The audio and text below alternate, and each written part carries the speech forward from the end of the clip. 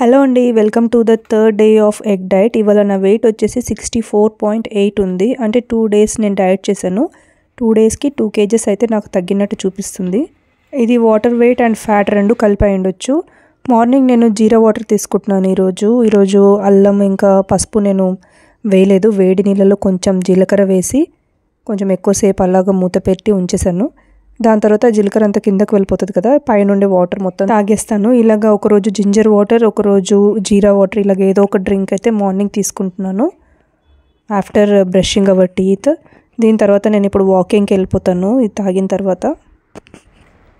చూడండి, టైం వచ్చేసి 9:19 అవుతుంది. 9:20కి నేను వాకింగ్ స్టార్ట్ చేశాను. అంటే 15 minutes అన్నా వాక్ చేయాలని చెప్పారు తను. నేను ఒక 1/2 hour వాక్ చేద్దాం అనుకుంటున్నా. మరీ ఎక్కువ చేసినా కూడా మనం అన్ని క్యాలరీస్ తీసుకోవట్లేదు కదా, నీరసం వచ్చేస్తుంది ఎక్కువ వాకింగ్ చేసామంటే. అందుకనే నేను ఒక 15-20 minutes చేద్దాం అనుకుంటున్నా, 1/2 hour మ్యాక్సిమం. ఈ రోడ్ పైన వాక్ చేయడానికి చాలా ప్లెజెంట్గా ఉంటుంది. లోపల గవర్నమెంట్ క్వార్టర్స్ ఉండే టౌన్షిప్ అనమాట.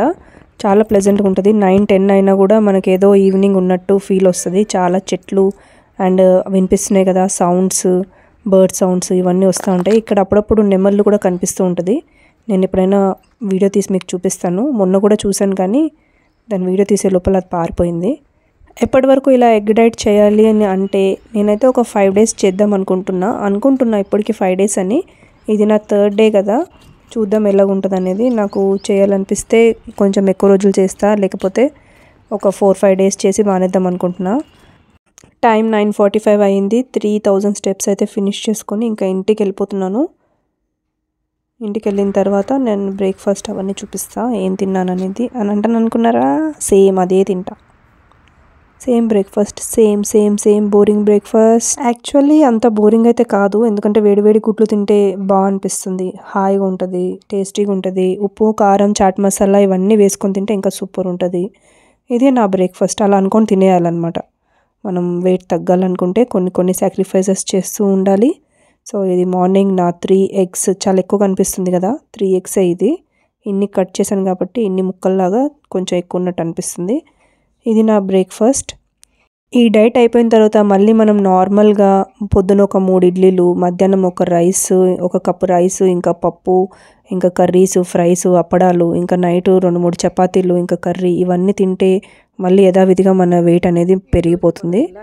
చూడండి, ఇది నా లంచ్ టైంకి కూడా సేమ్ అండి. ఇంకేం చూడండి అని చూపిస్తున్నాను నేను. సేమ్ లంచ్, సేమ్ రొటీన్ 5 daysకి ఇదే ఉంటుంది. ఏదైనా మారుతుందంటే ఆ లంచ్లో కుకుంబర్తో పాటు క్యారెట్ తింటా ఒక్కొక్కసారి, లేకపోతే ఓన్లీ కుకుంబర్ తింటా, లేకపోతే ఓన్లీ క్యారెట్ తింటా. కానీ ఎగ్స్ మాత్రం తింటా. ఎగ్స్ ఒక 6, మొత్తాన్ని ఒక రోజుకి ఒక 6 eggs, ఇంకా 2 apples, ఒక హాఫ్ యాపిల్ ఏమో ఓట్స్లో వేసుకుంటా.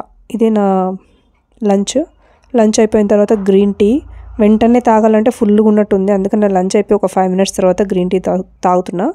ఈవినింగ్ విషయానికి వస్తే ఈవినింగ్ స్నాక్స్ మనం ఒక యాపిల్ తీసుకున్నా. ఒక యాపిల్ 135 grams ఉంది. నేను మెజర్ చేసి తీసుకుంటున్నా. యాపిల్ తీసుకోమన్నారు కదా అని బడా సైజులో ఒక 1/2 kilo అంత పెద్ద సైజు యాపిల్ తీసుకోవద్దు.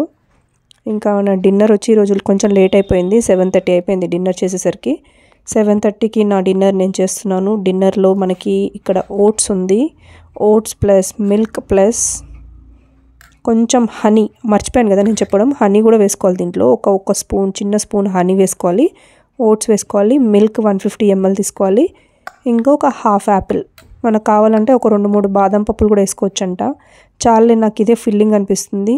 డిన్నర్ అయిపోయిన తర్వాత గ్రీన్ టీ, మళ్ళీ ఒక గ్రీన్ టీ తాగేసి పడుకోవాలి. రేపు పొద్దున వెయిట్ చెక్ చేసి మీకు చూపిస్తా. బాయ్.